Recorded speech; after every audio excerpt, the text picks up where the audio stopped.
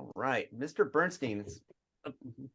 And here we are. It's already somehow May 7th, 2023. I'm Mark Bernstein.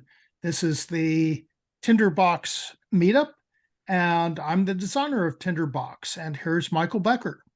Hey, everybody. Welcome to this week's Tinderbox. May 7th is our meetup, and we're really, and let me just kind of go through the general format.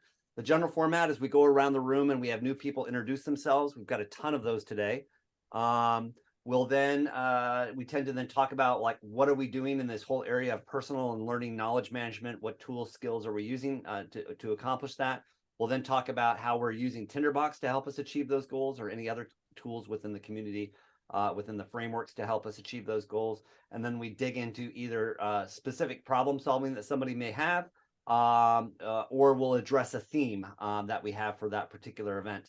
And today we've got a theme. And if you don't mind, let's skip some of the introductions of new people today, because we don't want to waste any time at all. And we have the, and I'm going to, Sönke Ahrens. How do I pronounce? I'm terrible at names. Is that okay? I'm terrible with names as well. Sönke Ahrens. It's Sönke Ahrens. Okay, and he is the author of How to Take Smart Notes. And I have to tell you, I'm like so excited about this, because I came across your book when it first came out, and it was like eye-dropping revolutionary for me. And there were still some nuggets in there that I carry with me. Like every morning I wake up, I'm like, all right, this is how to do it. And I'm just so grateful for you for having written it and helped me along my path. And then I'm just terribly excited, and I'm kind of a groupie to have you actually be here and be able to share your thoughts and ideas with us. So, so thank you. And so with that in mind, Sönke has agreed to join us and guide us in a discussion along his book on how to take smart notes. So please use the chat. Please ask him questions. Let's have a really fertile dialogue. And then in the end, if we have time, we can talk about Tinderbox stuff and all of that, but I suspect we won't. So let's jump right in. Sönke, you want to introduce yourself and help us guide us through the conversation? Sure. Thank you for having me.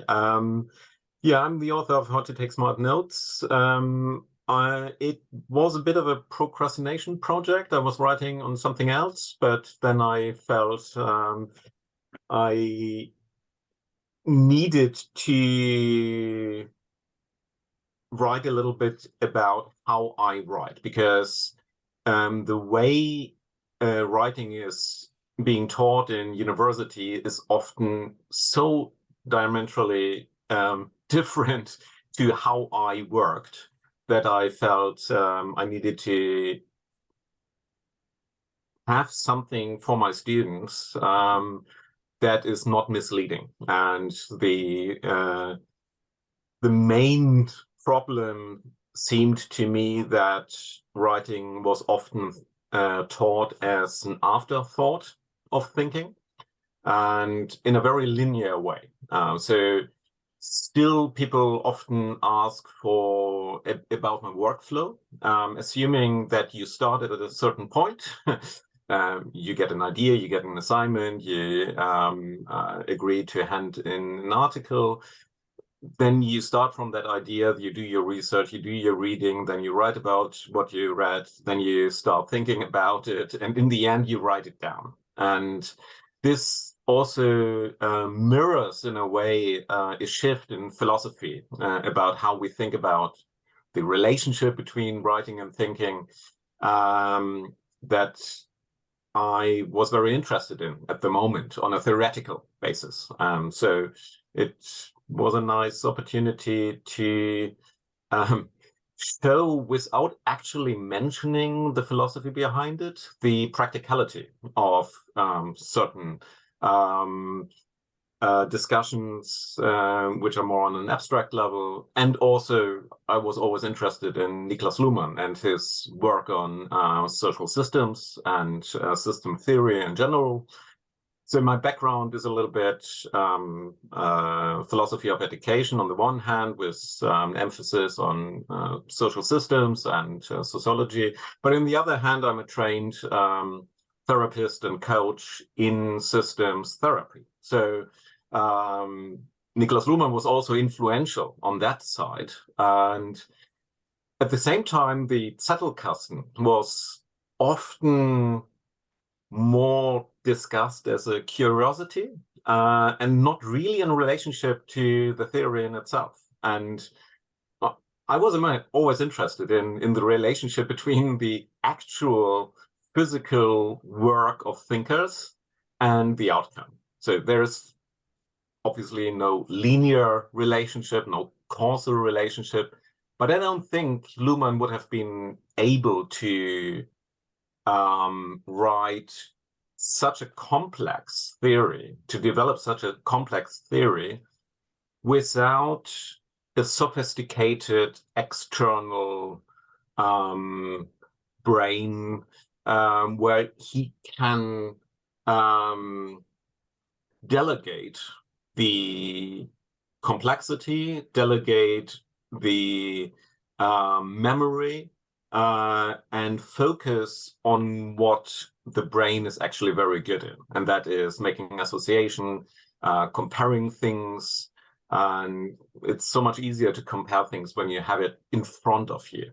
So yeah, that was kind of the reason I was interested in writing that book, and I think it resonates with a new development or a new interest in the external brain, or externalizing ideas, taking the material side of knowledge work more into consideration. But yeah, so I'm now more interested in where you want to pick up on and what questions you have, because I assume that as this is a regular meetup, you have certain lines of discussions and interest that are recurring, and you discuss with different people from different perspectives. So I'm happy to join in.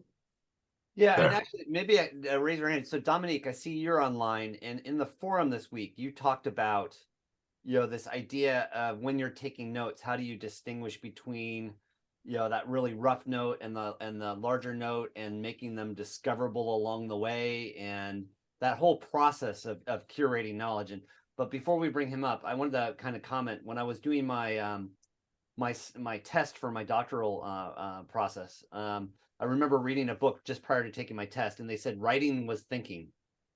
And in the first 38 years of my life, no one ever bothered to tell me that. And I think that the fact that you brought that up, maybe you can talk a little bit about that more as well, like how this process of writing is actually thinking, as opposed to simple documentation, or what's the distinction for you? Yeah, I mean, there's this wonderful book by Annie Murphy-Paul, I hope I get her name right, about the extended mind. And that is very much an overview over different research areas and the rediscovery of the importance of the outside of the brain. So it makes a difference if you think alone or if you think with peers, if you think with a pen in your hand or just staring at the wall or at the blank page. In my doctoral thesis, I spent a lot of time reading about history of natural sciences and the work in the laboratory. And there you find a lot of informal ways in which scientists describe their work. And they always seem to emphasize how they think with their tools, and how the laboratory is, in a way, the horizon which in thinking happens. And it would be strange to reduce the thinking into the brain. And so there you find this informal speech, which is always treating the environment as part of the thinking process, and at the same time a struggle on a for philosophers of science to grasp that concept, because it's still very much representational, with the idea it's about getting the outside inside, and yeah, getting away from that clear Cartesian distinction between inside and outside. I think discussions like you have can be very much put into this new rediscovery of the importance of the extended mind. Okay. And anybody have any reactions, comments to that, or thoughts? I can chime in with more, but what do you think? Thoughts, ideas? Like, so what, like, it's also called the second brain, right? So what would you recommend as the tools and the techniques for marrying this extended mind with with our own internal self? What would you call it, the internal and external, and how does that apply to your note-taking process? Right. Well, first of all, the metaphors are something worth discussing. The extended mind is certainly something different than a second brain. And maybe it's semantics, but I often think behind the semantics is a certain idea about the relationship between the tools we use and our own thinking. I don't think there is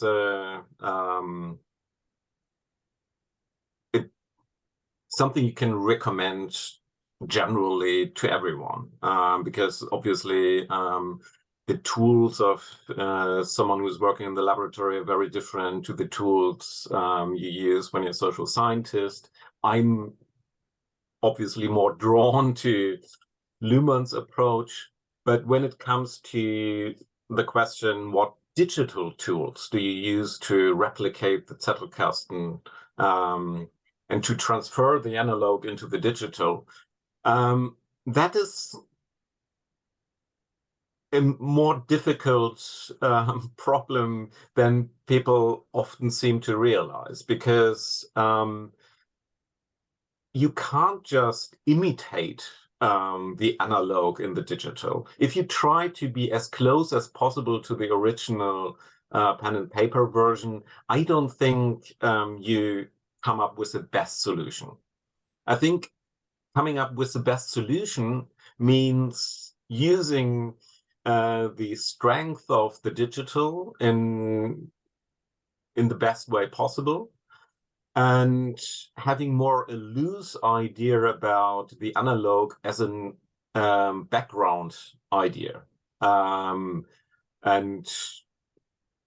I try not to fall into the trap of the shiny new toy and change constantly between applications. But my process was roughly, I started with pen and paper. I changed the format. Then in the early days, I just had an HTML website where I linked manually and an editor. Then I had a mix of analog and digital, because some things make more sense in digital, having lists and indices, etc. And then I used Roam for a while. And because I was preparing an online course and the requests were overwhelmingly for Obsidian, I looked closer at Obsidian and how much trouble it would be to transfer my notes into that, make myself familiar enough to be able to say something intelligent about it. And now I kind of sticking with that. And yeah, that's so are you a Mac or a PC user? I'm a PC user. Got it. And that's probably why. Yeah. So at some point when and we won't do it now, but if you're interested, let's have a side conversation, and I'll happily show you the Tinderbox tool. And I think I'll make it my missionary objective to convert you into the back world. It's pretty darn cool. But well, that's for a later dialogue. Mr. Liu, you got your hands up. Been up a while. Yes, thank you, Dr. Ahrens. I really appreciate your work. I appreciate your being here with us today. I have a very specific question about a kind of note-taking. I'm also a social scientist. I'm a sociologist. I work in German social theory, as a matter of fact. So very close. I've read Luhmann's work. I've used Luhmann's work. I primarily work on Habermas, but I move back and forth.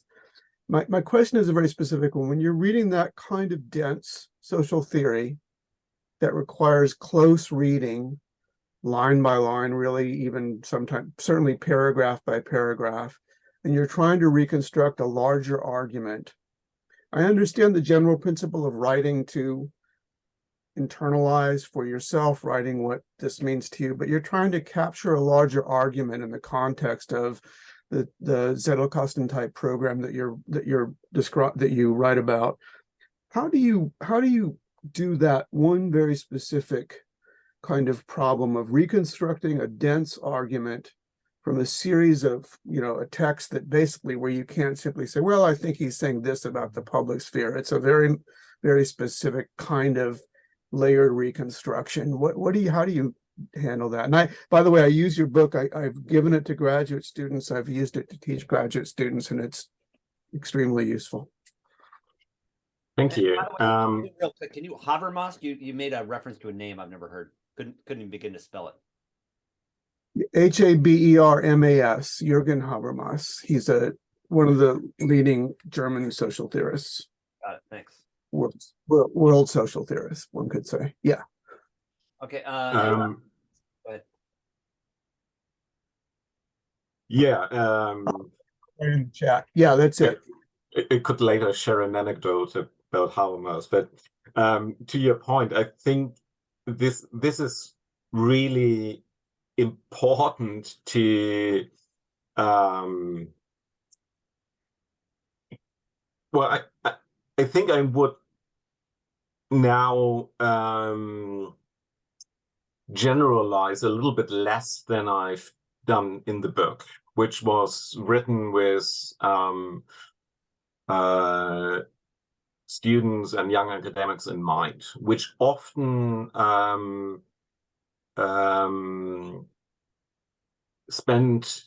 have to spend a lot of time reconstructing complex arguments in their own words, and not skipping that process by just copying, pasting, quotes, etc. Is in my own teaching often what I feel most important, and that's probably why I emphasize that.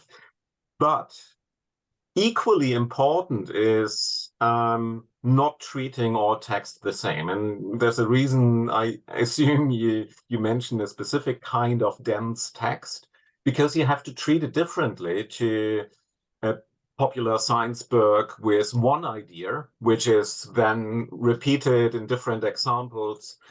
And the art of note-taking or taking literature notes is really in realizing how much effort you have to put in relation to the text you're dealing with.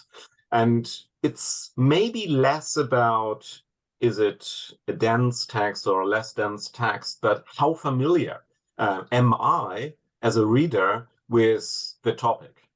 I sometimes spend a lot of time with a book because I'm unfamiliar with the topic.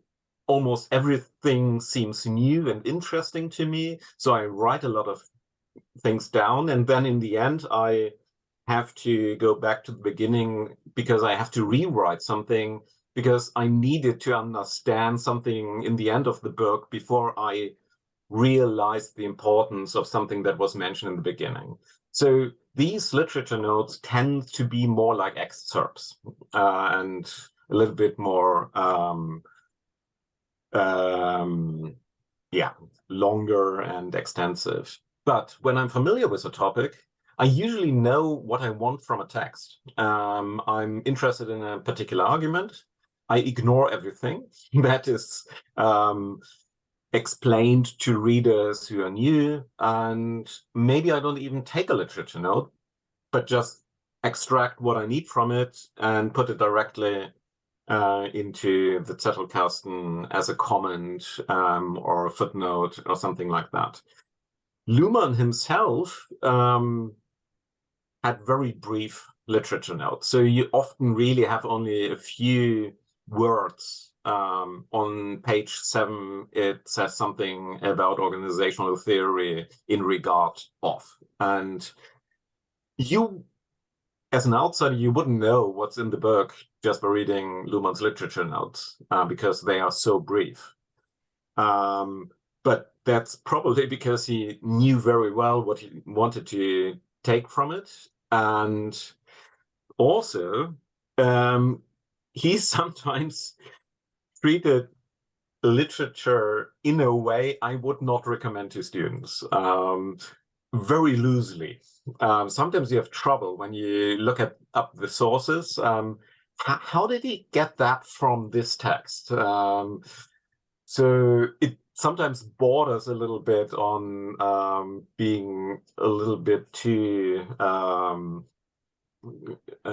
cavalier about the sources. But the short version of my long convoluted answer is the unfortunate, it depends.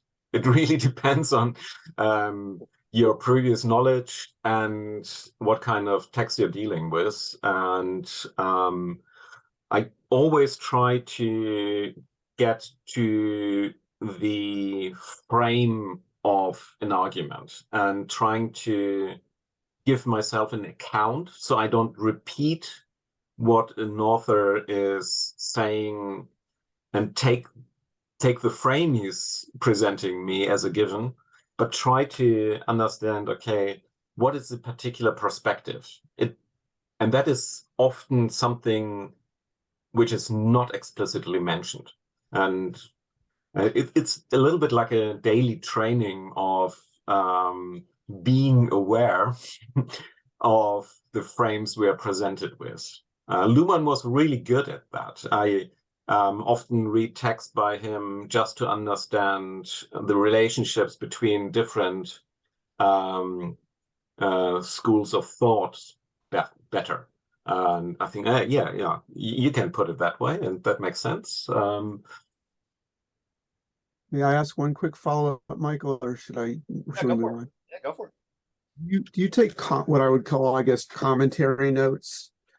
I'll be slightly facetious and say Talmudic type notes. Essentially, here's a passage, and here's a commentary on that passage.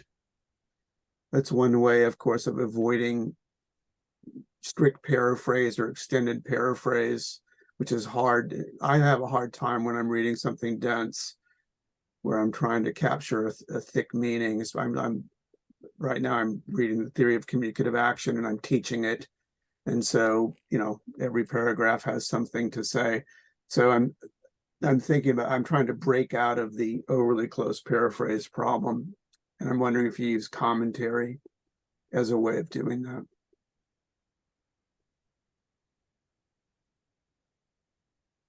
Does that make sense? That question? I take that as a comment. Yeah, no, it's more. Yeah, that was a comment. It was actually a question, but it was a question that, do you write commentary notes? Essentially, Right. Extended commentary. Here's a very brief, 3-sentence summary, 2-sentence summary of a extended passage, and now I'm going to write commentary on that in your own words, obviously.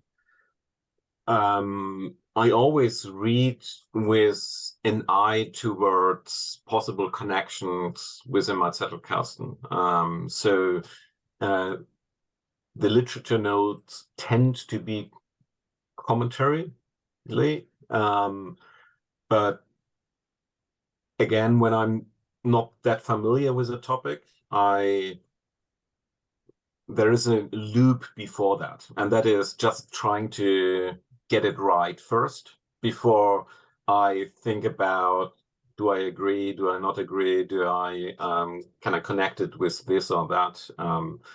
So then it's more like a learning exercise.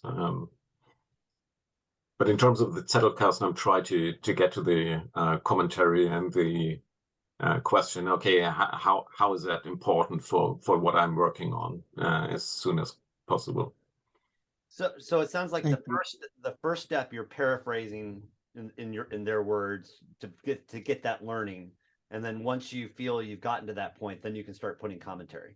Is that what I heard you say? Yeah, exactly. And sometimes it's you have immediately a reaction to attacks and feel, okay, you got it, you know what that argument is about, and sometimes it takes longer. Okay, and then a couple other new concepts, and we'll raise to Pascal and our Poland friend in just a minute. But our Polish friend, the couple other words you brought up. So there's this distinction of a literature note versus a commentary note, and then you talked about framing an argument, and then you talked about summarizing the perspective of an argument. Can you drill down on that a little bit more, because I'd never really thought of that distinction of a literature note before. Right. Well, Luhmann collected his literature notes separately to the rest of his permanent notes. Permanent note is a term I used, or Zettelkasten notes. And so the literature notes are in his analog Zettelkasten just the reference on one side, and then on the other side on page something it says this, and page 7 it says something else. And from what I understood is he spent the day at university rather reading and taking literature notes, and in the evening when he was at home, where he had his drawers and his actual Zettelkasten, he went through it and thought about, okay, how is this relevant for what I've written in my Zettelkasten somewhere? And so this is the important process. The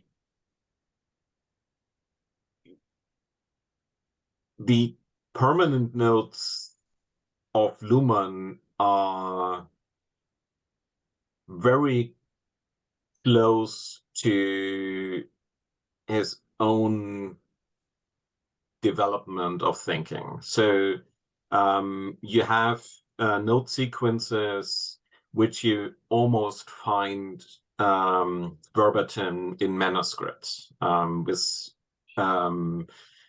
while the literature notes, well,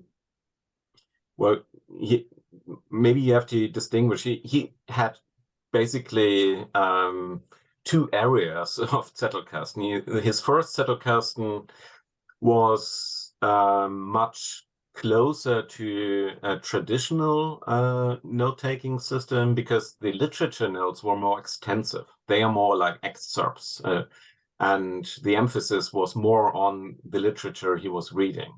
And after a theoretical break, he started with the second and last Zettelkasten, which was different in regard to the emphasis on his own thinking. So here you have a much bigger disconnect between the literature notes, which didn't seem that important anymore, to really note sequences where he developed his own thinking. And what I find interesting in teaching Zettelkasten is that it is a system that kind of forces you to make up your mind about what you're reading and what you're thinking. You can't just collect stuff, because in the moment you look for connections and not just tag stuff or point to another node, but to express the connection between two nodes in a full sentence. This is where the thinking happens. And this is what feels unfamiliar for many people, because this is not the way it's being taught in school and university, usually, to develop your own thoughts, follow your own questions, instead of giving the best account about what someone else has written.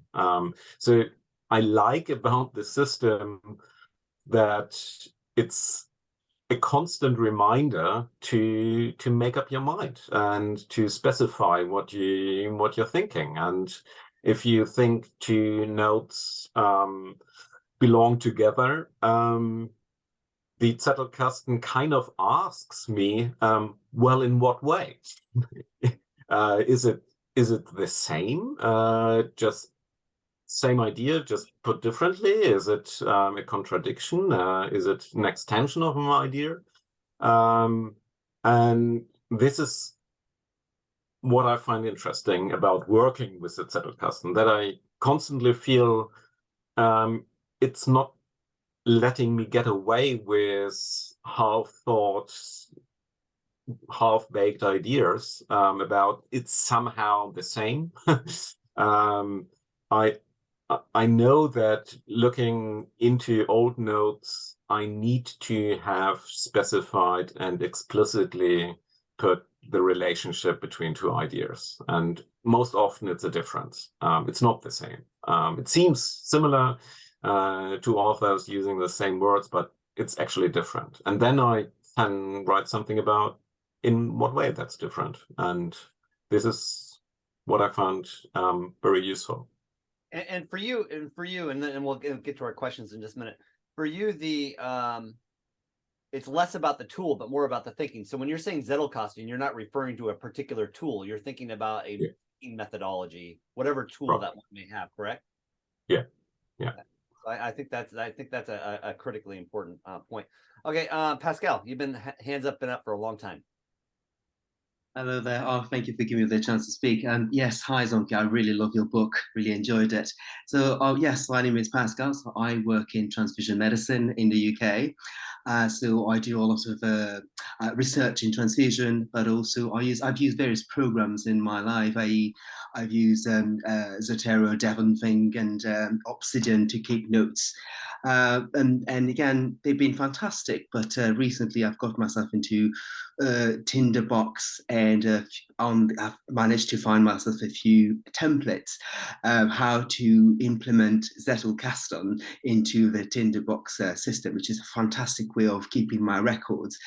Now, what was difficult for me before using Obsidian is trying to link them together with having a sort of display name. So it was we had to put various how will I put this?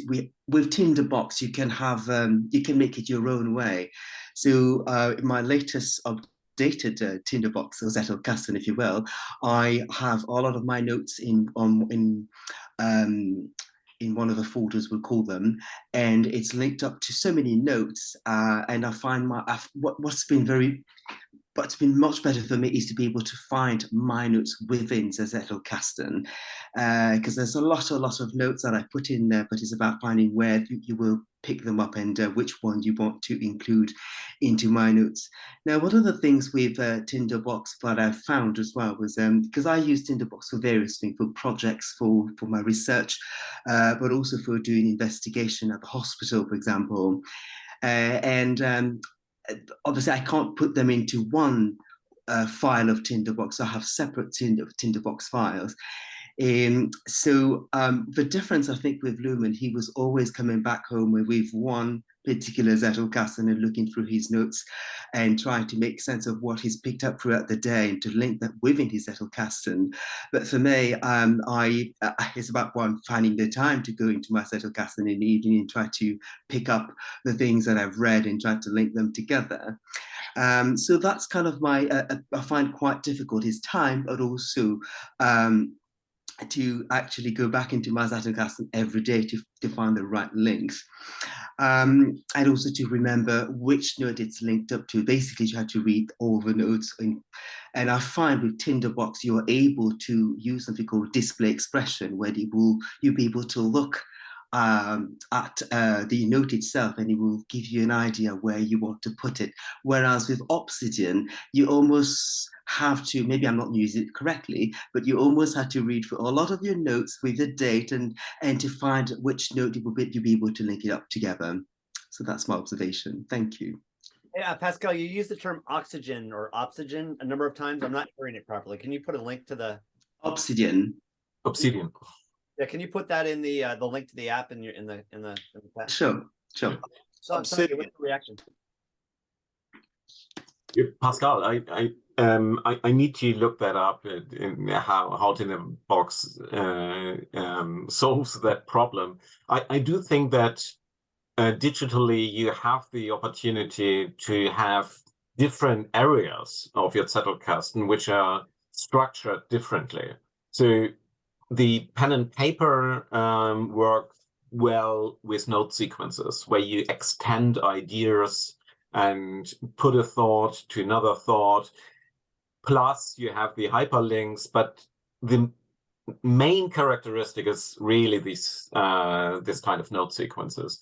And whenever I speak with people from your profession, the same problem arises, and that is that first of all you deal with a lot of new information that's constantly coming up, and secondly you have to quickly find what you need in a particular situation. And I don't think there is a good solution at the moment from what I gather for in the whole area of medicine. But I think the digital solutions, be it Obsidian and obviously Tinderbox, as you described it, have the ability, well, you can have a very hierarchical and structured area. And at the same time, parts of this structure can also be parts of a more loosely structured Zettelkasten note sequence area. So I have areas in my Zettelkasten which are highly structured. This is more where I collect methods or questions when I do coaching or counseling, because I want them at hand. It's sometimes also the case that I think about them as part of an ongoing process. Is this the right method? What are new findings about the efficiency of this method? So I can link to them from other areas where it's more about research, but I want to have this structured.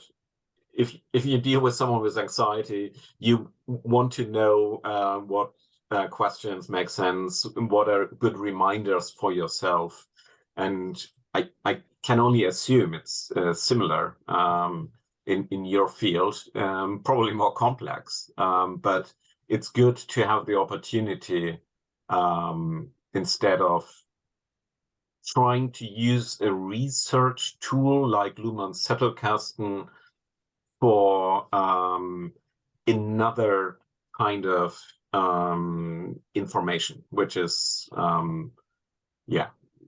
must be treated differently, I guess. I hope that makes sense too. Yes, thank you. Mm-hmm. And Matthias, you've been incredibly patient. You're up. Yeah, so I was muted. Yeah, thank you. So I'm a scientist and I work in the chemistry and physics mostly, also in the laboratory. And there was the one connecting point which Professor Ahrens said about the people working in the laboratory, that very often, when you have a boiling acid in one hand and you need to write some observation, you need to be very brief and you need to quickly note something. which you will also be able to understand your observation, and also often your students or other people also need to understand. So there's this connection where we have to quickly formulate the observation, the problem, and as briefly as possible. And yeah, this is something which really helped me also from your book. And jumping to my next comment about the question of Professor Friedland, I also had the problem with the dense text, reading the dense text, and again, Professor Ahrens came to the rescue here because one of the sentences which really resonated with me was that if you read something and you don't take the notes or the proper notes, it's like you basically waste your time. Like if you don't put it into your own words, which will force you to which will check if you understand the problem, and then will force you to briefly and relatively precisely formulate the problem and write it down, then yeah, you at some point you will just lose the time. And what helped me with those kind of things is I needed to put some discipline on myself and really ask the questions all the time, which parts are useful for me. And when something is new, everything seems to be useful. But if you really focus on the things which are useful at the moment, and then you maybe put some comment that more on this or more on that subject you can find in this literature, and then you can go back to it afterwards, after you forget maybe. So what helped me in short was to put in this discipline and really I should focus on this. I'm reading this book because I try to learn about this specific problem or project. Thank you. Fantastic. Thank you for that. Any comment, Sönke, or you want to move on? What's your reaction to that? What the only comment is I'm always fascinated with laboratory notes because it's such a special genre of writing, and there's great research on the development of laboratory notes, how facts slowly become visible and have first informal names. Yeah, but that's more a footnote comment. Hopefully you took away from that too how much you've impacted people and you're loved. I mean, everyone to a person said, I've read your book and you've changed me. So that's pretty cool. Joan, you want to jump in? Sure. I have a question. Hi, we read your book in a book club of Rome Research a couple of years ago, along with How to Read a Book, and you were foundational in setting up my way of processing information going forward. I had come to a point where I had read hundreds and hundreds of books and treatises and articles, and it's turned the corner on productivity and understanding and information processing. I continue to use Rome Research. I do quantitative research, but I use that information. So I have that piece in the background, but I use that information to inform creative teams on messaging. So I take one part of my brain and then I put it into visualization so that creative people can then create advertising and messaging from it. So I sort of straddle both. And what I've noticed in working with Rome Research is that I now see my brain patterns much more clearly. It's literally when I work in it, I can see my brain functioning.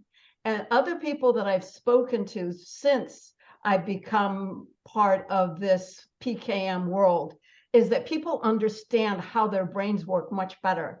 And it really engages them and they feel like they're doing better thinking, better writing, better insights. And I wanted to hear from you if, one, you've been part of that conversation or have heard those comments, and And what your response to that, it's an intuitive place to land, but I was wondering if you had comments and insights on that. I heard before that it's the way if you manage to come up with a system that works for you, because I still think that the Zettelkasten method is not a method you can just apply as a tool and then it works as magic. You have to understand the principles of it and then translate it into your own workflow and adapt it to your own needs, just like you described it, how you did it for yourself. And I think this adaptation process seemed to force people to become more aware of their own thinking patterns, what they need from a note-taking system, and then come up with a structure that works for them. So I think what you described is very much this translation process. And when it works, it's because you translated it by being aware of your research needs and how note-taking plays into that. And the Zettelkasten is probably just like a Lego set of a few principles, a few ideas, and then you take the Lego and build something your own. But while you're building it consciously, instead of just using a tool that is available or was taught in school, I very much can relate to what you described, that it makes you more aware of how your thinking process works, how it's structured, and by being more aware of it, you gain influence over it. You can make decisions. Oh, maybe it's better I do this. Maybe it's better to be explicit about the relationships, because I get the feedback when I come back to my notes and there is no description of the relationship. There's just a link to another note. I'm getting frustrated. So from now on, I'm doing my future self a favor and doing what I learned works best as a user. So it's probably the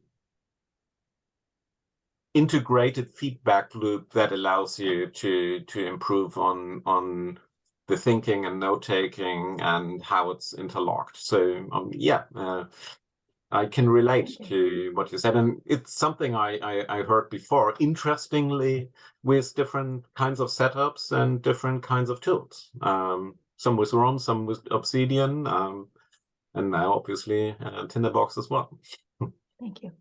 You know, that makes me think of another concept we often discuss in the community, is this idea of incremental formalization. And I believe that's kind of what you just said, in that, you know, you'll take a note and then along the way you'll realize, wait a minute, I didn't add something in what I should have, and then at that moment you can go ahead and add it. And then what you realize is if you find yourself adding that kind of thing back multiple times, then you'll realize then at the very beginning, you'll learn, at least is what I've taught myself, is that once I've found that I needed to be adding that thing 2 or 3 times, then from the very beginning, I start adding it immediately, because of, you know, being kind to my future self. I know my future self's going to want it. Whereas before I used to collect everything, and then that was inefficient. So then I collected what I was thinking I needed to know. And I've learned that incremental formalization will then help me improve along the way. Does that make sense? Or Totally, and I'm going to steal that expression because I like it. Okay, awesome. All right, Mateus, do you have a follow-up question? Then we'll go to Kim. Yeah. I will not forgive myself if I wouldn't ask this question. Professor Ahrens, I am on the younger side of the receiving, I guess, audience of your book. And what the first thing which really resonates with me was your, let's say, anarchistic approach to the current, manuals of research writing and all those things. And I was wondering, did you have any like negative response from maybe the authors of those kind of books, or maybe your professor colleagues at your university or something, that well, basically you disapprove a lot of very established theories about how one or students should learn? Well, first of all, the professor title was only borrowed. I'm not at the university currently. I'm freelancing. But well, the funny thing is, even though I worked in philosophy of education, pedagogy, and where you would think questions like writing, note-taking, learning, introductions into academic work should play a big role, it's not really discussed among my colleagues. It's a bit of a curiosity that I've written a book on note-taking, but it's not discussed within the field. It's about more theoretical development, philosophy of education, and it's almost like you have written a novel. It's something you mention in the coffee break, but it's not really discussed. And I haven't spoken with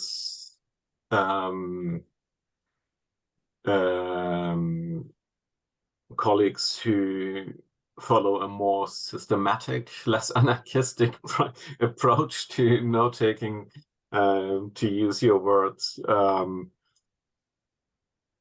But I often feel many of these introductory books are written not from a theoretical standpoint, but more from an idea of how they think writing and note-taking works. But it doesn't really. It's a little bit like when you speak with scientists and then hear what they say they do, and then and you look what they actually do. It's often quite different. These approaches where you go through these 7 steps of reading, understanding, asking questions. I don't know if anyone actually ever approached a text like this, looking at the title first and then deciding, do I read it not? It's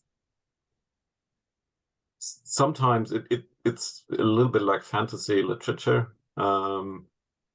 Yeah, but I haven't really had fruitful discussions about that. And I like the idea that you put something out there and people can resonate with it and use it to their advantage, tweak it as they need it, and if it doesn't work, then you go with another approach. And it's certainly not the only approach that works, and it's probably works for a particular kind of personality or interest, even though some things I would defend as universal, like you should use your system in a way that it counteracts to confirmation bias and not set your own writing up in a way that increases your confirmation bias. And I think technology can help with that a lot. Hey, Thank you. hey, Kim, you're up. Yeah, I had a question about how to set up the actual the Zettelkasten in terms of the index environment, in terms of you have your fleeting notes, your literature notes, permanent notes, and you're trying to set up relationships and sort of a data management concept. But how do you actually set up the index itself? And I never got that. I read your books, phenomenal books, and thank you. Privileged to meet with you today. But how do you index it? I mean, I know we got links. You can link things together, but how do you set up the index? Thank you. Right. Well, Luhmann himself had typed on a typewriter typed index, just alphabetically sorted, pointing not to every node that is related to a certain concept, but more like I would call them, but that's my terminology, entry nodes. So like when you point to a certain node, you know, okay, that's a good way into the topic. And sometimes it's what someone like Nick Milo might call maps of content. So in Luhmann Zettelkasten, you also had these concept nodes, which points you in different directions. So if you look up systems theory, you might see specified links to social systems, mechanical systems, family systems, etc. So that from the index, you get from systems theory a link to this map of content, where then you're distributed to different areas.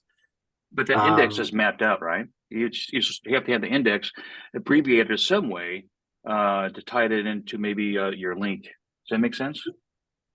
Well, Luhmann's was alphabetically sorted. So what you have in the digital version is, of course, greater ability to give yourself an overview. First of all, you have the full text search, so you know that you don't have to bother too much with indexing.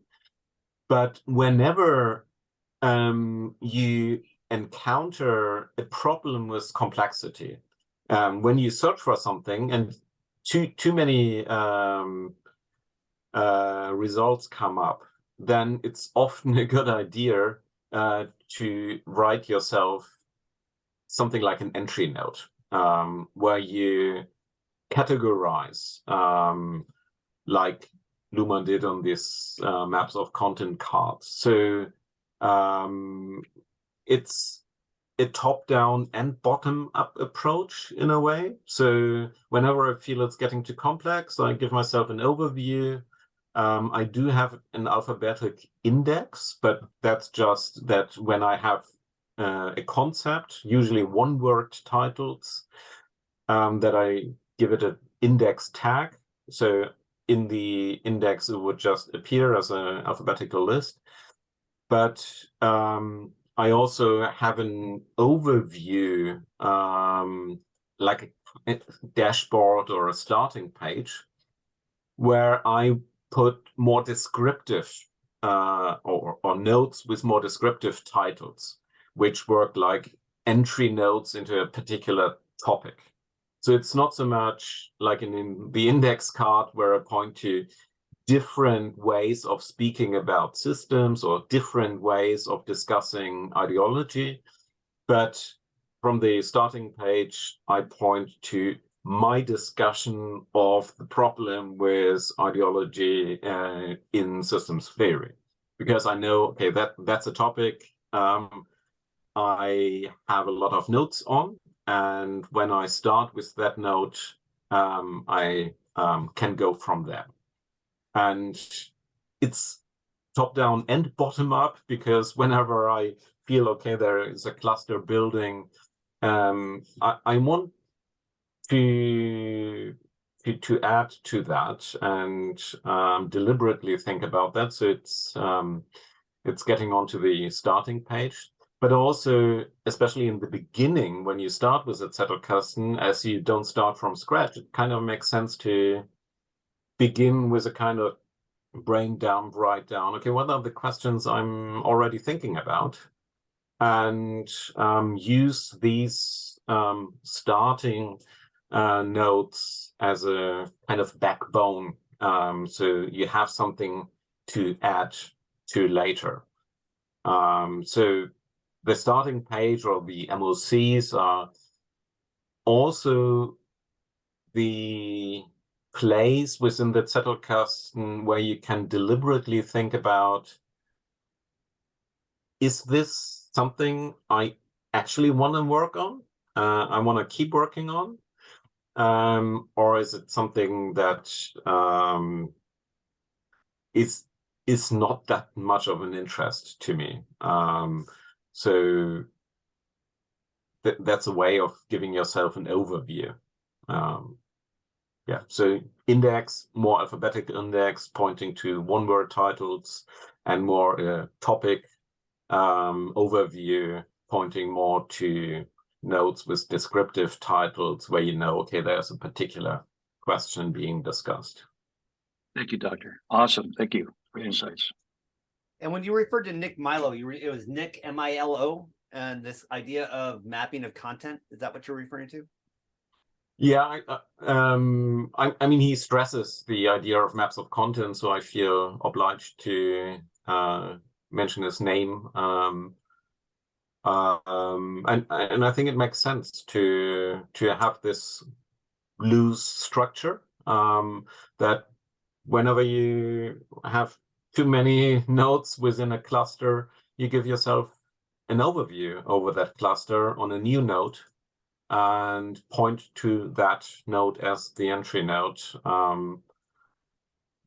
It makes sense. Yeah, no, totally. I'd not heard that term before, or that person before. Oh, so right. Yeah. we're adding them to the index of learning. So that's awesome. Yeah, good. Gotcha. Okay, anybody else have another comment, thought, question about how we evolve this? If not, let's pop over to the, while you're waiting for that. So Fidel, it wasn't actually Dominique. Dominique had question 2, but Fidel had a comment last week that said, how does one avoid overwhelm? After a while, the slip box becomes massive for me. How does one, catalyze revision? So that's some comments that Fidel gave us in the forum. Can you respond to those 2 questions?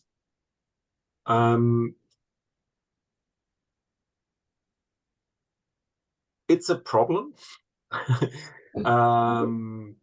And I treat it as part of the process. So what I described with giving yourself an overview, that's often triggered by the feeling of being overwhelmed with something. I have too many notes. I'm not sure where should I go.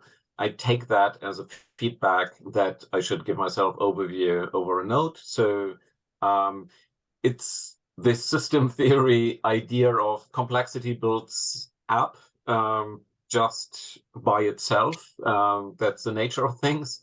And then you have to invent something that reduces the complexity again.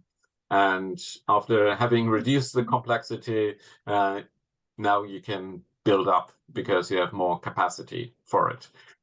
Generally, there is sometimes a different kind of overwhelm occurring, and that is when people feel obliged to follow all loose ends, like a zero inbox idea, and that is impossible when you have something like a Zettelkasten where almost every node could be expanded on, commented on.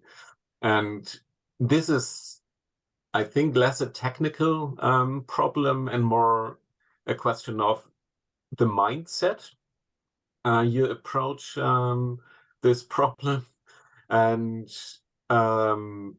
my solution to that is that those ideas and questions I find extremely important and I don't want to lose sight of, they will have their place on my starting page dashboard or one of the MOCs. Everything else is approached by me with a kind of abundancy mindset, that I don't feel I need to respond to every question in my Zettelkasten. I don't need to follow up all loose ends.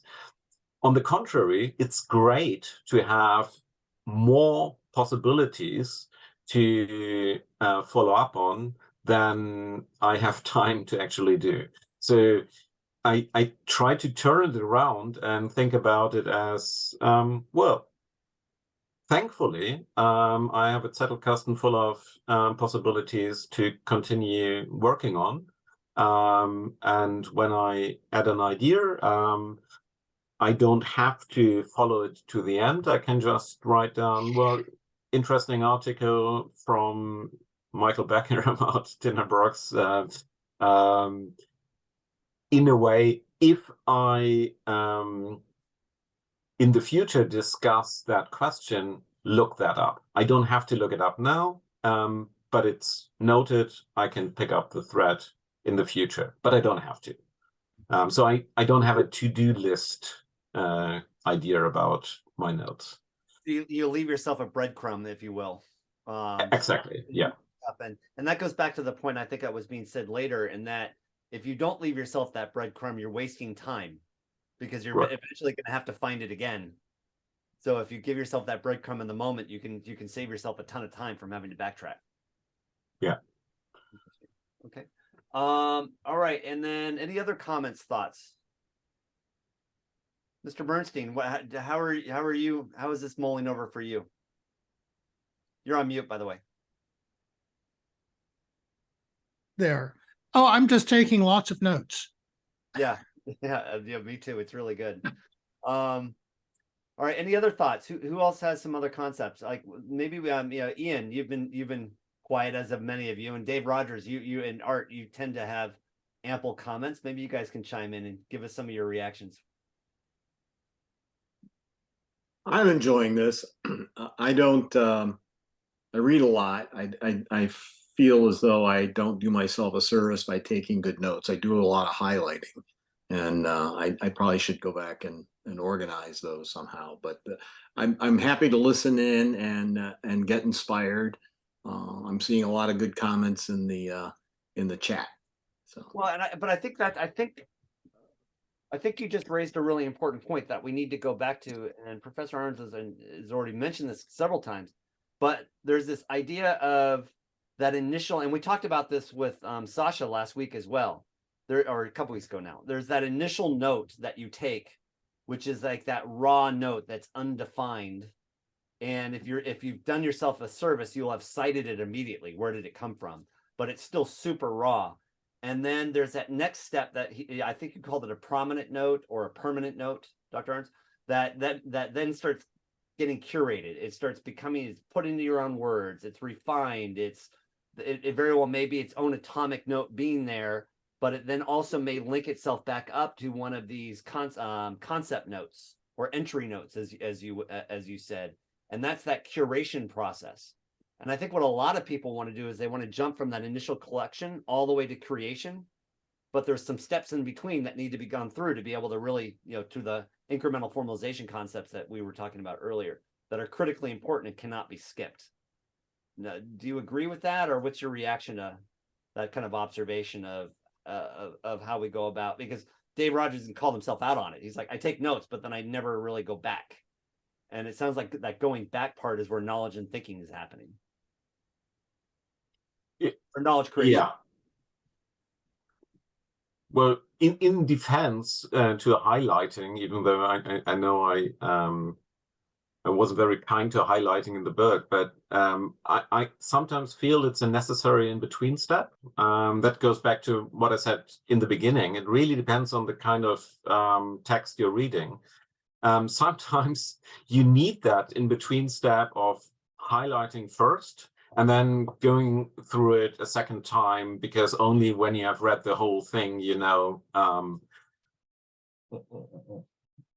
how certain arguments make sense or not. And then you have the highlights, and that's a good indication to jump back in and then take notes from there. But it's an in-between step. It's not the alternative to write something about it in your own words. So if you can skip the highlighting step, great, because then you can come as quickly as possible to where the actual thinking is happening. And that is asking all the questions about how is this information relevant for what I have already written down somewhere else, which after a while becomes equivalent to things I'm thinking about. Instead of thinking about what I'm thinking about, you can just look into your Zettelkasten, because what you're thinking about is somewhere there. And if it's not there, you probably have not thought about it yet. So yeah, I just agree that you have to immerse yourself in this step, which sometimes feels a bit like it's slowing you down. But I believe that's where new ideas are generated. Spending some time with the questions of how is it related, what's the importance of it, is there a counter argument, etc. And being explicit about that, writing it down, brings your work forward. Yeah. Awesome. Art, you haven't spoken yet. Oh yeah, hi. Thanks for doing this, Ahrens. I have a question relating to the ingestion of ideas, and so I noticed you've been holding a pen for a period during this this meetup, and my question is, like, we're gathering thoughts and we're coming up with ideas ever more rapidly, and they're coming in at perhaps opportune or inopportune times. You may be near your computer, you may be inputting something into your mobile phone.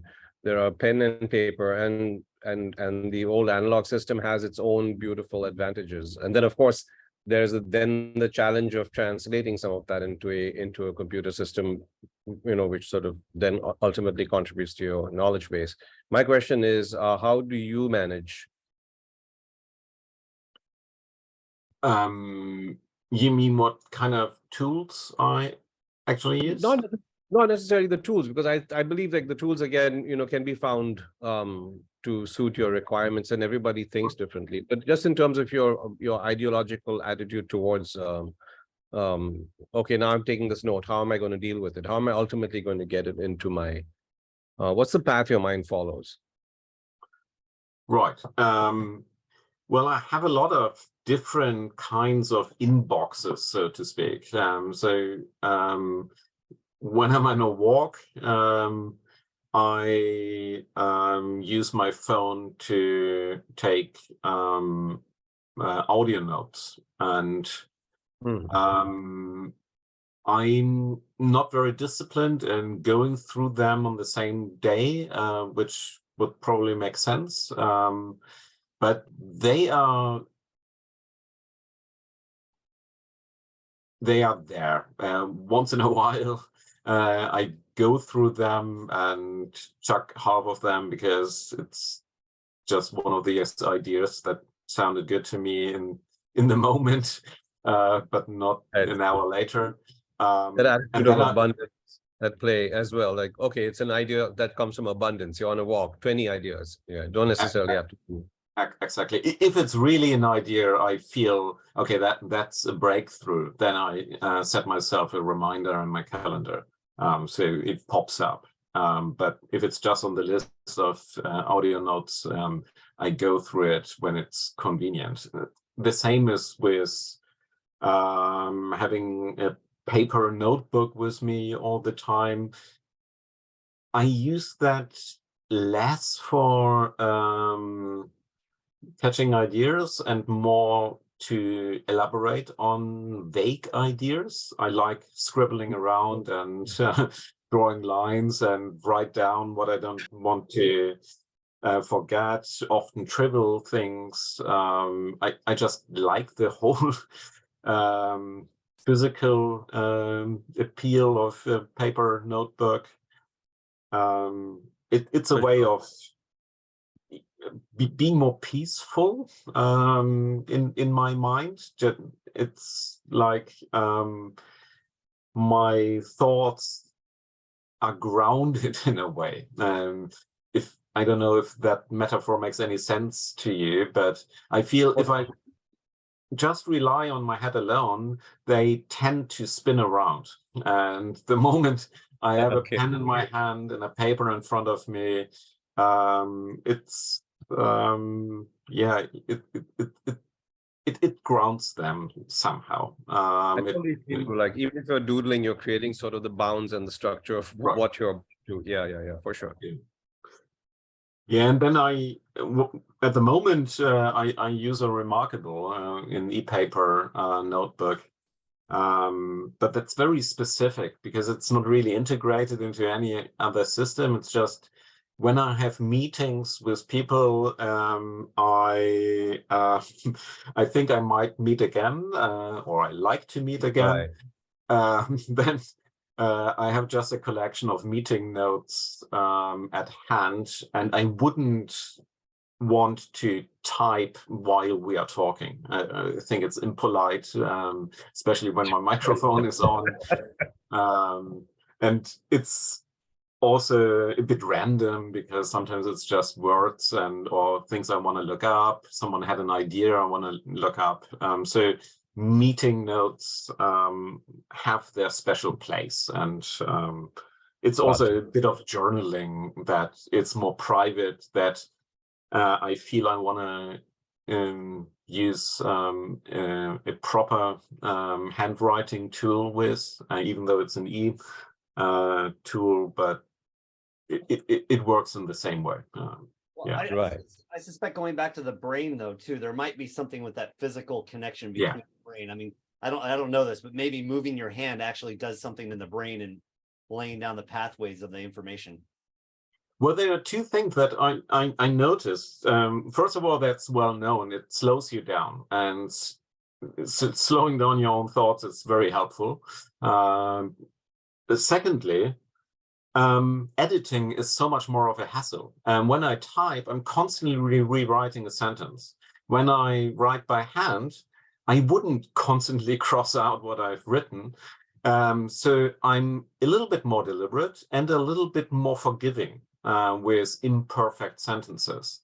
So it's more likely that I fill a page when I have a pen in my hand, just because there's a little bit of a higher threshold to editing. And I find that for rough drafts or for preparations for talks, extremely helpful, because in the end, you have a page full of ideas, and I think twice about doing that again. So it's some kind of psychological trick on myself, I guess. And so is there a log jam when you're getting all of this into your Zettelkasten? Is there a point at which there's a bit of a choke? Okay, what's going to go in now? How much time am I going to devote to just grooming and maintaining my database? How much time, and how am I going to take these different sources, analog and digital, and from my voice recording? When there is if I encounter an idea I find really valuable, I make myself a note to put it in the Zettelkasten or go directly to it. Okay. But I don't have such a perfect routine with a dedicated time during the day where I go through it. It's more, I sometimes feel not focused enough to continue working on a manuscript, or and then it still works going through my notes and thinking about, okay, how can I combine it with what I've already written? It's more like a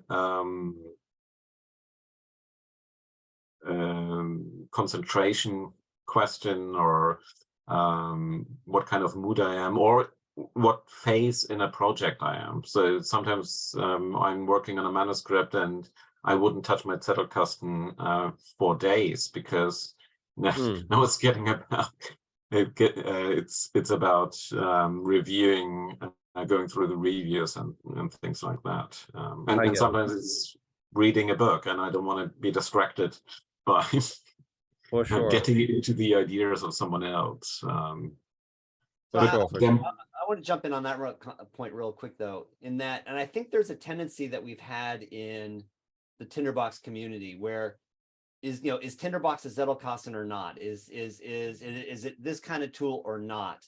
And you mentioned like sometimes I'll go days without touching my Zettelkasten, as if it was, and in your context and your implementation is as if it's something different. And I think what's important for the Tinderbox community, for myself, if you go to the extreme, Tinderbox is both my Zettelkasten, but it's also my writing environment. It's also my publishing environment. It's also, so there's and going back to Kim's point on indexing, there's ways to set up your Tinderbox file. So off to the side is your atomic notes, your permanent notes, the things you haven't curated. And then over here is your writing and the templates you're applying to it and your ability to, so I've used Tinderbox to publish literally 500-page reports, right? And those 500-page reports are then linked back to their permanent notes and then often their semi-unpermanent notes. So there's this extreme of from the collection stage to your contribution, aka your output, and then we all invariably will use different tools at different times to help us get there. And we were just talking about this last week where someone says, well, is Tinderbox a Zettelkasten or not? And the answer is yes or no. It just depends on how you're choosing to use it. Any other tool. So I just wanted to interject that comment or statement. Yeah, makes sense. Art, anything else before we move on? Oh, no. Thanks so much for your answer. I really appreciate it. Matthias, you've been up for longer than Pascal, so you jump back in. Yeah, I really like this idea of the multiple inboxes. I was just going to say that, like when I was in the meetings, like face-to-face meetings, like people really take it well in a bad way when you start typing on your phone, right, or even a laptop. Like, so this is where I usually borrow the iPad from my wife, and I write something with the pen because I like the digital advantage of search later on. And this is really like I think closely related to David Ahrens, right? Getting things done. Like you really have this peace of mind, right? When you first of all, when you write down what's on your mind or dictate, like when you said when you are on a walk. But the second thing is I think the peace of mind is only like real when you know that you will come back to it. Like David Ahrens has this review of all the notes idea, which very closely relates to the Zettelkasten processing of the fleeting notes, right? I think, and this connects more to the highlights, which I think we could fix the problem of highlights if we treated them like fleeting notes. So if we go back to them and process them, then I think there is nothing wrong with the highlights. I think the danger is that we often don't go back, like in time when we still know why did we even highlight this, and then this may become a problem. Yeah. And you missed this. You missed this last week, but on that very point, that's where Sasha had said, even on those fleeting notes, grab context. Right. The second you create a fleeting note, well, why did you take that? Leave yourself that little context clue, so that it will help you to be able to circle back when you want to evolve it. And I think that's really an important point you just made. Yeah, but you always think like I will know, right? I am just highlighting it, but yeah, of course, there's this. This is the danger. Yeah, I think. Yeah, exactly. Yeah, especially if you're super busy, you may forget within 20 minutes. I mean, you just got a lot going on in your head, and you'll certainly forget in a couple of weeks. Anything else? No, thank you. Awesome, thanks. Pascal. Thank you. I think Matthias kind of put it better than I was going to put it here. So I used to highlight as well in a lot of my books, and I ended up reading the books again because I couldn't remember why I highlighted these things. But now I definitely just write everything. So I use DevonThink to kind of write my little notes. I use the iOS version to, excuse me, to write a little note, and so then it shows into my inbox. So when I get to my computer in the evening, then I know I need to process this and try to find this and add this to my Zettelkasten in my Tinderbox. Yeah, and I use these, as you said, the fleeting notes, pretty much what you said about the inbox will be, the fleeting notes will be in my inbox rather than using a highlighted bit. But yeah, I agree with you. Awesome. All right. Any other comments, points, reactions?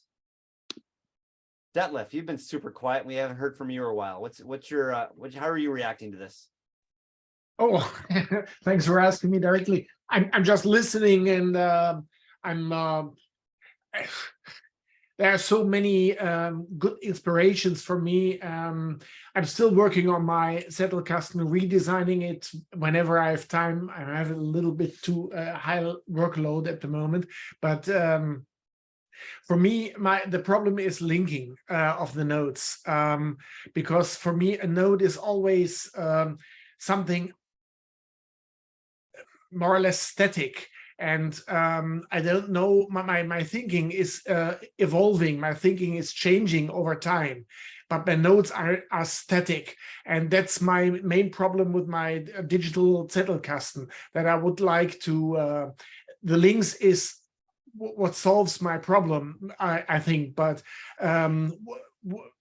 I'm still not too satisfied with how I'm doing it at the moment, to get a more dynamic approach to reorganizing the thinking, or no, the knowledge that is in my notes. And I do like Tinderbox for this approach, because with the agents, Tinderbox is a very powerful tool to rearrange your notes, and to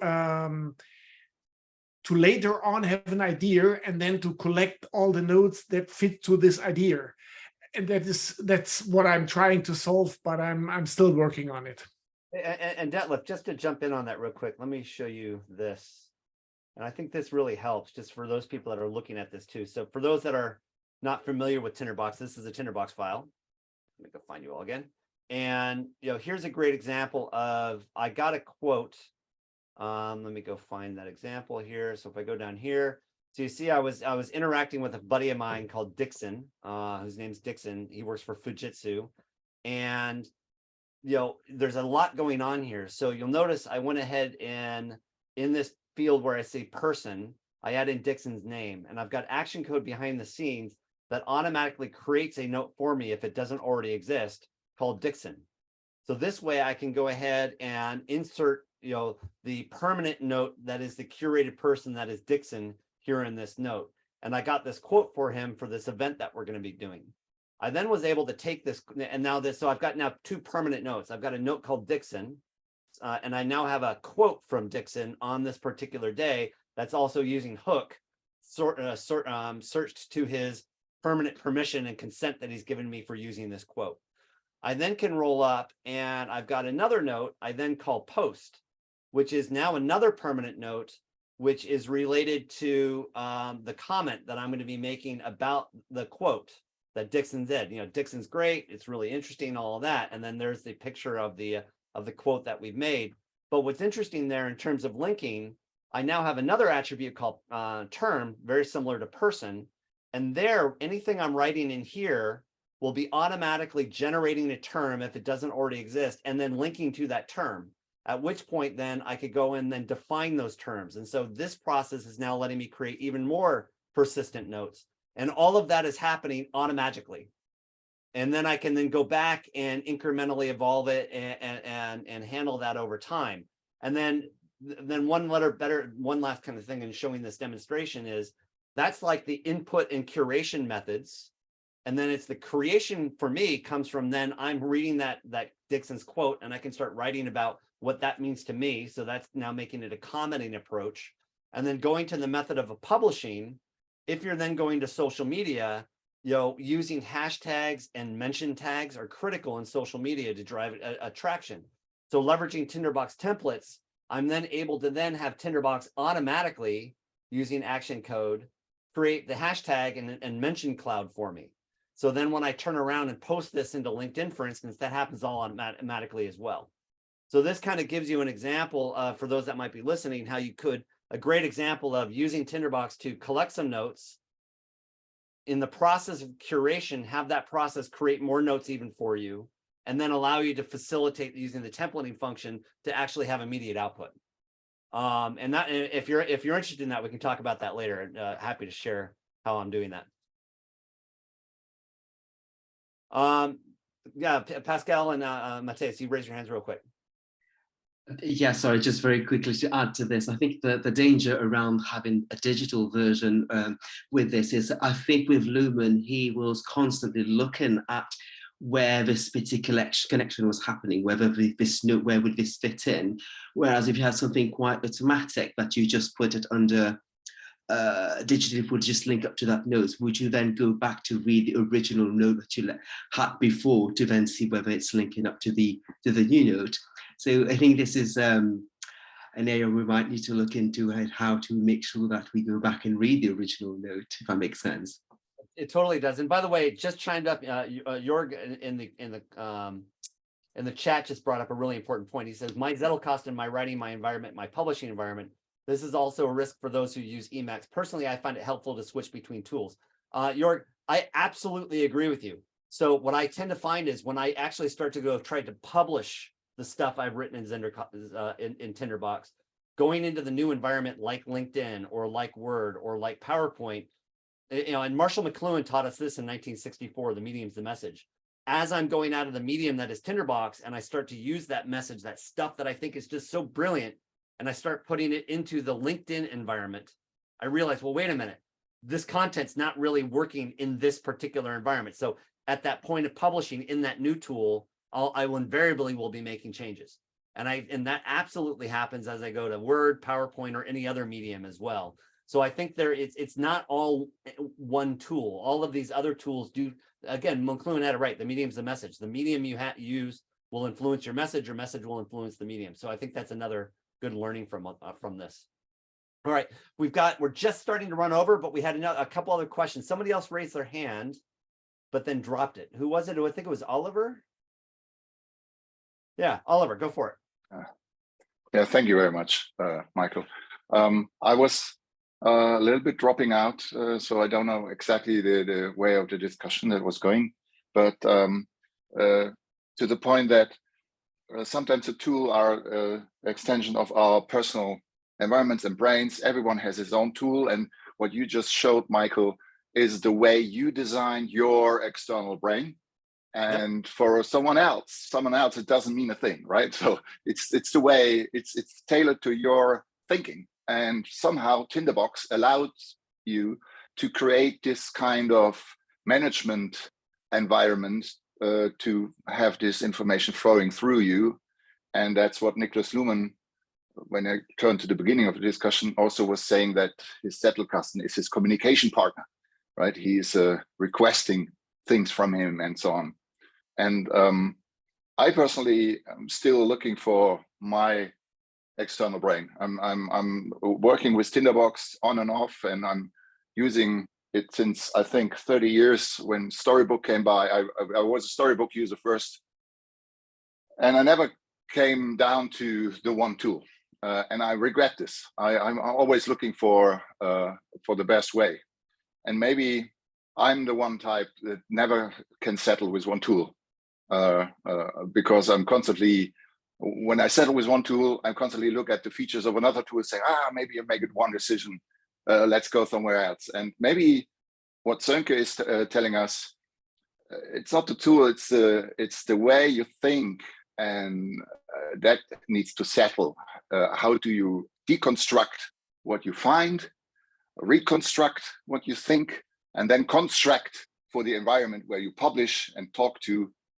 Right, this is the deconstruct, reconstruct, construct segment, and everyone has his own way of doing it.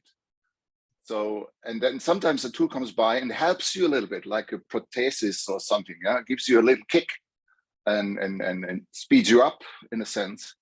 But what I'm learning from the discussions and the meetups that you do is what all kind of different ways people try to go down to solve this problem for themselves.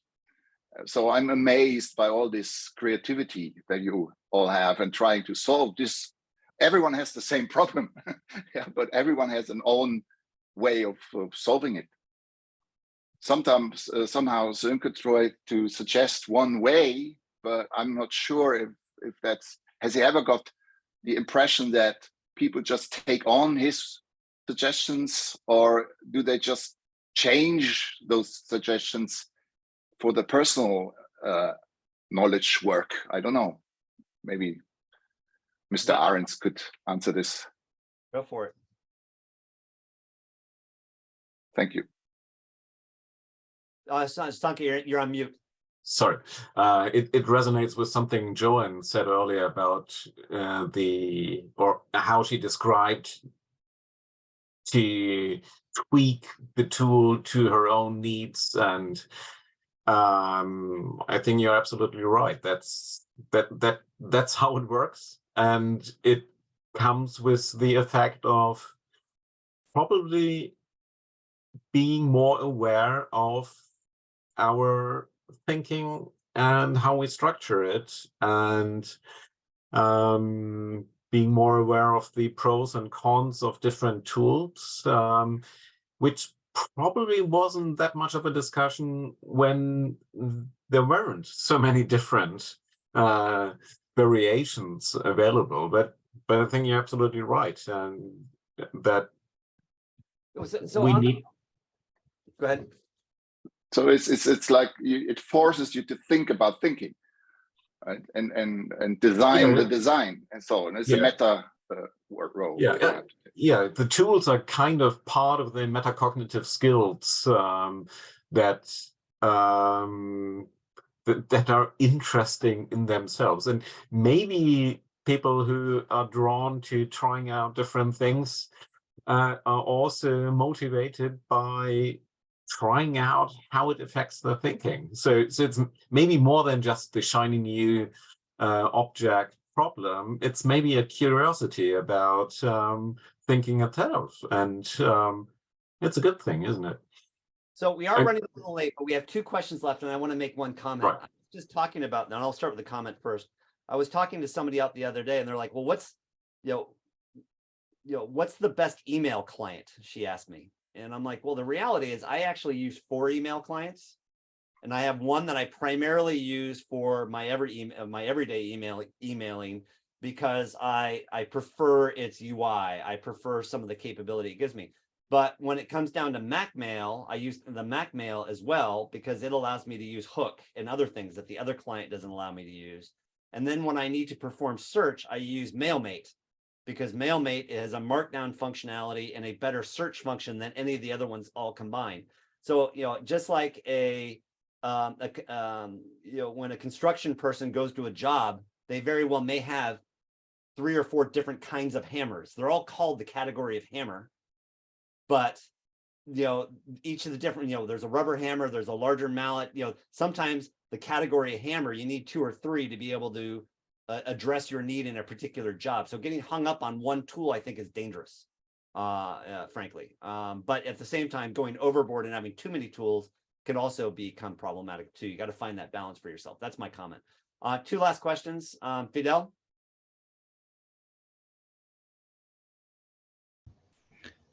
Hey, thanks so much for this conversation. It's been really useful. I came a little bit late, so I don't know if this has been handled. And I had started reading Smart Notes. I do confess that I did not finish reading the book. This was maybe 2-3 years ago. My question is to Sönke.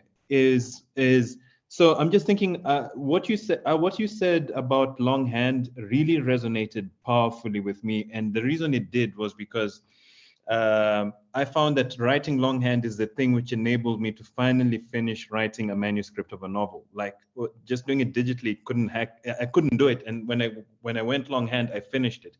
So what you said really resonated. And my question to you is with Zettelkasten, and let's say I've got some index cards. I've got a physical index. I've got physical index cards and of my literature notes and my fleeting notes, etc. And I'm trying now to bring them together and construct meaning. Could you just talk me through what that process could look like with some physical cards? Like, I know it's probably like, look at this one, look at that one, put this together, put that together. But from your experience, like, I don't know if you just give like a snapshot overview of some of the steps, what that would look like, if it's possible. Well, first of all, congratulations on finishing a manuscript. That's always a big thing, isn't it? Yes, thank you. And so you're using an analog pen and paper based Zettelkasten? Yes, yes. Have you considered using a digital index in addition to the paper Zettelkasten? Because I think it can work well together, that you have the advantages of writing longhand, have the physical advantages of having the paper arranged and so on, but the index might work better in just having a digital alphabetical list pointing to paper. That's how I would approach it if I decided to go analog, not completely, because the index can digitally be modified more easily.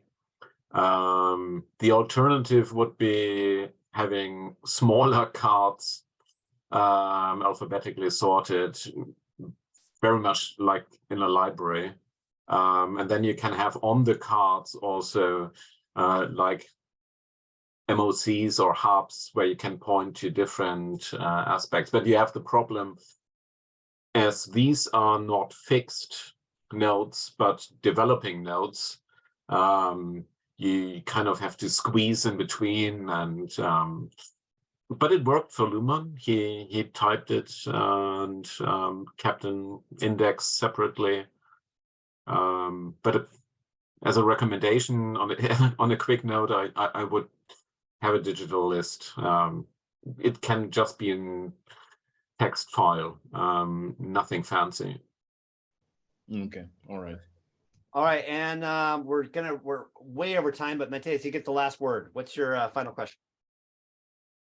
Okay, my final question is, Dr. Ahrens, what stops you from making a Wikipedia type of notes? Like, what would, or I should reformulate, what would be your tips for, let's say, beginner advocates of Zettelkasten from doing a Wikipedia type of Zettelkasten, which I mean by that that I think everything will be useful. I want to put everything I work in science, so I would like all the data, everything under my hand, but this is just not possible due to time constraints. What would be something you could say about that to help? Well, the distinction is really important, I believe. So I think it's an important question, and to me, it helps to keep in mind, well, if I just want to have information, that's what the internet is for, what actual Wikipedia is for, because I can always look it up. But when it comes to writing Zettel for my Zettelkasten, I'm in a dialogue with a communication partner, and like with an actual partner I'm very familiar with, I'm spending a life with, we don't have to tell each other everything all the time again and again. We kind of know stuff, so we can leave much bigger gaps than when we had to speak with someone else. So I only write down what I assume I would forget otherwise. I'm writing on the edges, on the borders of my understanding. So when I write something down, then because I'm not yet really clear about something, it's a process of understanding, of going beyond my current understanding. It's not about recording what I already know. And So maybe that's a good or helpful metaphor that, first of all, you speak with someone who knows you very well. So no need to explain everything all the time again and again. And secondly, it's about thinking on the borders of your understanding. So if you struggle a bit to find the right words, then it's good. If it feels like a chore where you just have to write down what's on your mind, then it's probably not worth writing it down in the first place. That would be my answer. Excellent, thank you. I'm just writing that down. I mean, I think that's a really powerful concept, because that's where then the incremental formalization, if you're struggling with that, then allow yourself to go through those revisions. All right, well, I personally could keep you on for a gazillion more years. This was just awesome. Everyone, let's give him a virtual or real round of applause or collapse. This was fabulous. Thank you so much for taking the time. I really appreciate it. And thank you very much. And we'll hopefully have you again one of these days. And please try, and we'll get you on a Mac so we can get you to play with Tinderbox and get you part of the community.